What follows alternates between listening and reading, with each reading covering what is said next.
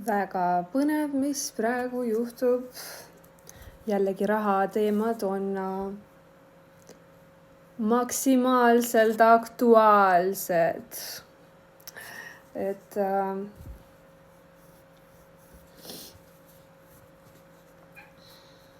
Räägime siis rahateemadest. Mul on siin 10 minutit, et rääkida oma rahateemadest. Vaatame, kas ma jõuan. Nii, rahateemad.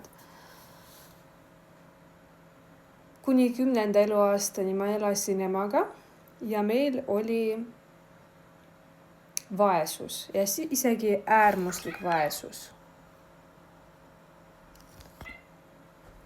Me elasime sotsiaalkorteris, ema ei teinud tööd, ta sai ema rahasid, üksikema rahasid.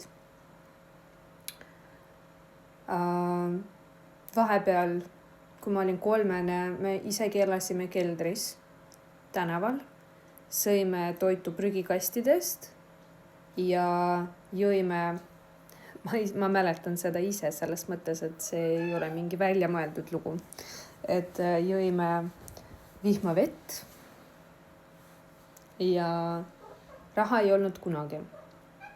Ja peale 10. eluaastat ma sattusin kasuperre, kus mina kui laps ei näinud ka raha. Selles mõttes, et söög, laual, peavari, riided, kõik oli olemas, aga mina kui laps ikka tundsin, et vanemal on raha vähe. Ehk seda ei olnud nagu laristada või kuidagi taskuraha näiteks ei olnud. Ei osanud rahaga ümber käia. Ja juba 10. klassis, tegelikult varem, juba 15-aastaselt ma hakkasin esimest korda tööd tegema ametlikult. Kui ma olin 17, ma tegin tööd. Kui ma läksin kooli 10. klassi, seal ma töötasin nädalavahetuseti klubis, Miau ööklubis ja ma sain 2 eurot tunnis.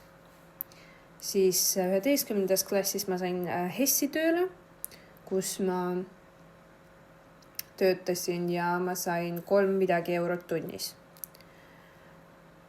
Siis 19-aastaselt ma sattusin striptiisi, kus ma kokku töötasin 7 aastat ja ma töötasin erinevates riikides, kokku 14 riigis tantsisin.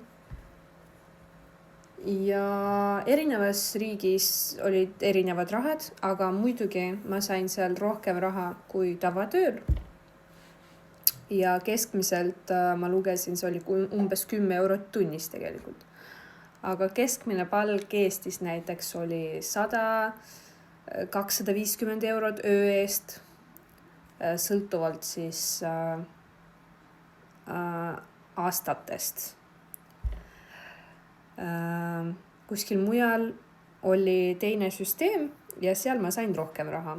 Kõige rohkem 1 kuu eest ma teenisin 15 000 eurot. Ma ei hakka täpsemaks minema, kus ja millal ja mis iganes. Ehk siis kõige nagu suurem raha, mis ma olen kuus teeninud, on 15 000 eurot ja seda ma teenisin stripates. Ja oktoobris 2022. aastal ma läksin täielikult üle inimeste aitamisse. Ehk siis abistavasse praktikasse. Nagu täielikult ma loobusin tantsimisest ja hakkasin siis aitama inimesi ja töötama 100% selle eriala peal, kus mina olin enda peremees, mina tõin endale kliente ja selle peal teenisin raha. ja ma võtsin hästi palju kliente alguses. Ja kõige rohkem, mis ma olen kuus teeninud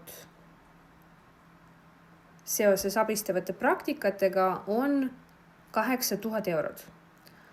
Aga need olid sellised ajad, kus ma töötasin hästi palju, ma võtsin 3-4 klienti päevas ja ma põlesin läbi. Ning ühel hetkel ma sain aru, et ma ei saa enam niimoodi läbi põleda ja ma hakkan võtma vähem kliente ja tõstan hinda. Ja nii ma ka tegin. Aga mikski pärast raha mul rohkem ei tekkinud.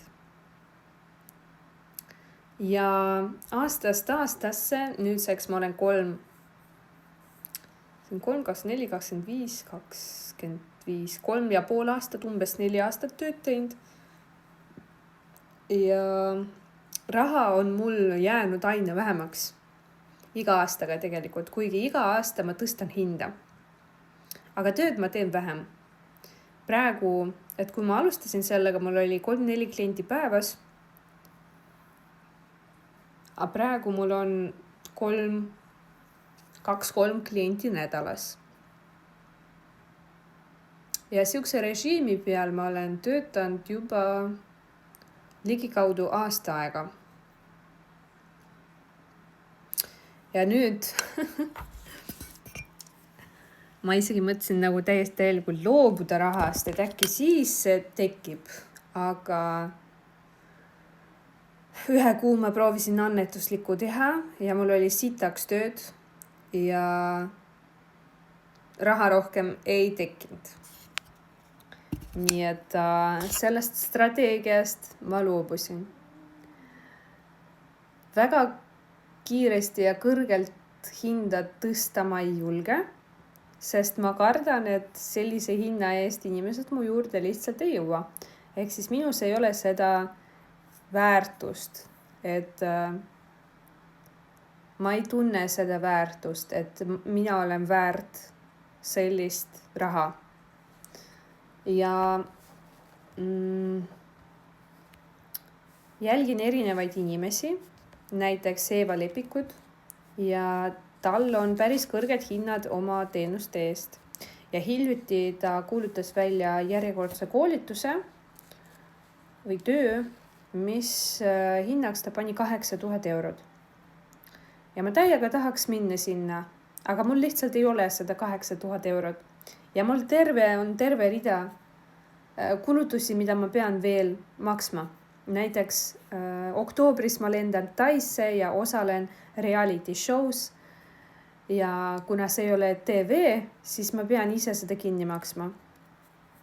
Ja see on 4000 eurot. Mulle tehti allahindlust on 3000 eurot. Ja näiteks mul auto praegu seisab katkisena, mille remont on 1000 eurot. Ja lisaks veel teised kulud. Ja ma ei saa sellest labürindist kuidagi välja. Ma ei tea, mida teha ja ma pean võib-olla siin lihtsalt üles ütlema, et ma annan alla andma. Ma ei tea, kuidas nendest raha asjadest läbi saada. Ja siinkohal ma tahaks nutta lausa, sest ma saan aru, et ma olen nagu ohvrisse kinni jäänud. Praegu tegelikult ma teen koos ChatGPT-ga reklaamikuulutuse, lootes, et siis inimesed minuni jõuavad.